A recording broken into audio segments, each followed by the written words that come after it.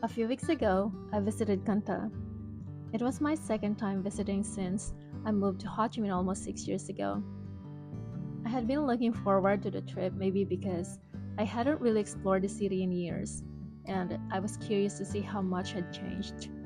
Or maybe because Can Tho has always occupied a different place in my memory, not as a travel destination, not as somewhere I visited, but as somewhere I once lived. For 3 years, Can Tho was my home. It was where my life in Vietnam began, where I learned how to navigate a new country, how to order food, how to build a life far away from everything familiar. Back then, I wasn't thinking about creating memories. I was just trying to figure things out, trying to get through each day, trying to adjust. And somehow those ordinary days turned into 3 years. This trip felt different though. For the first time in a long time, I wasn't returning as someone who lived there. I was returning as a visitor. I woke up early and went to the Cái Răng Floating Market. I've been there before, but it felt different seeing it again after all these years. We took a 20-minute boat ride to the floating market. We walked through the Cái Răng Wet Market, visited orchards, stopped by a noodle factory, the kind of things people put on travel itineraries. And I couldn't stop thinking about how strange it was. I had spent 3 years living in Can Tho, yet here I was, experiencing parts of it like a tourist. I think that's one of the funny things about living somewhere. You don't always see the city the way visitors do.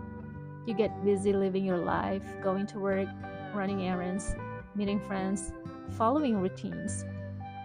The city becomes the background of your everyday life, and maybe that's why this trip felt special.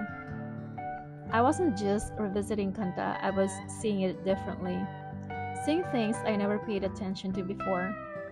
And despite all the changes I noticed, it still felt familiar. There were new buildings, new businesses, new roads, places that didn't exist when I lived there. The city had clearly moved forward, but somehow it still felt like Can Tho. The atmosphere, the pace, the people. To this day, I still think some of the nicest people I've met in Vietnam are from Can Tho, and maybe that's what stayed with me the most. Not the places, the feeling. The feeling that people genuinely had time for one another. The feeling that nobody was in too much of a rush. The feeling that made me comfortable there all those years ago. And as much as I enjoyed being back, I noticed something I wasn't expecting. I still loved Can Tho, but I couldn't see myself moving back. Not because there was anything wrong with it, and definitely not because I stopped loving it. If anything, the trip reminded me how much I still care about the city. But my life isn't there anymore, and for a while I thought that meant I had changed. But the more I thought about it, the less I believed that was true. I don't actually think I've changed that much, at least not in the way people usually mean. I still enjoy many of the same things. I still get excited about new places. I still find comfort in familiar routines. Maybe the difference isn't that I've changed. Maybe I've just gotten better at adapting. When I first moved to Can Tho, I adapted. When I moved to Ho Chi Minh, I adapted again. And if life takes me somewhere else one day, I'll probably adapt again. Because after enough years abroad, you learn how to build a life wherever you are. You learn how to start over. You learn how to create routines. You learn how to create familiarity. And before you know it, a place that once felt completely foreign starts feeling like home. That's exactly what happened with Ho Chi Minh City.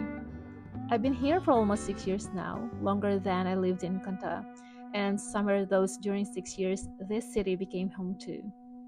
Not because of famous landmarks, not because of tourist attractions, but because of ordinary things. The apartment I've lived in since I moved here, the neighborhood streets I walk almost every day, the wet market nearby, the vendors who recognize and tell me it's okay to pay next time when I don't have enough cash with me, the familiar faces I see when I step outside, the people who smile and greet me, small things. The kind of things that seem insignificant, but I think those are the things that actually make a place feel like home. Not the big moments, but the repeated ones, the everyday ones. And I think that's why this trip made me reflect on something. What exactly is home? For most of my life, the answer felt simple. Home was where I grew up. Home was where my family was. Home was where I came from. Then I moved abroad and the answer became more complicated. Because after enough years, you start collecting homes. The home you left behind, the home that helped you become who you are, the home you're living in now, and maybe even the home you're still searching for. I think a lot of OFWs understand this feeling. You go back home, your family cooks your favorite food, they take care of you, everyone makes room for you, everyone wants to spend time with you, and it's a wonderful feeling. But it's also a strange one because you realize your life exists somewhere else too. You belong there. But you've also built another life somewhere else, another set of routines, another community, another version of normal, and suddenly you realize home isn't one place anymore. It's several places, several people, several chapters of your life.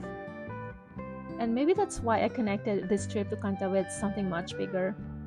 For a long time, I thought I was searching for home, a place that felt right, a city that felt permanent, somewhere I could point to and say, that's where I belong. But after almost 9 years of living abroad, I'm starting to wonder if that was never really the question. Maybe the question isn't where home is. Maybe the question is whether you're capable of creating one when you get there. Looking back at Can Tho, looking at the life I built in Ho Chi Minh City, and thinking about wherever life may take me next, I think I've finally found the answer. Not because I've found a perfect place, and not because I've figured everything out, but because somewhere along the way, I become someone who can belong anywhere. And maybe that's what this trip reminded me of. Can Tho is still home. Ho Chi Minh City is home too. The Philippines will always be home. And maybe I don't have to choose between them. Maybe home was never meant to be just one place. Maybe it's every place that welcomed us, shaped us, and became part of our story. And maybe the most beautiful thing about belonging is realizing there's room in your heart for more than one home.